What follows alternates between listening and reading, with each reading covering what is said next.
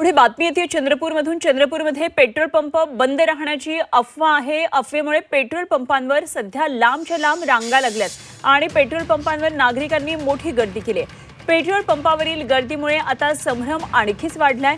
शहरातील काही petrol pump साठा संपल्यामुळे बंद आहेत, तर काही सुरू असल्यानं आता पेट्रोल पंपांवर मोठी गर्दी पाहायला मिळते। चंद्रपूरमधून ही सगळी दृश्य आपल्याला पाहायला मिळते। सध्या चंद्रपूरमध्ये नागरिकांच्या पेट्रोल पंपांवर लांबच्या लांब रांगा दिसतात।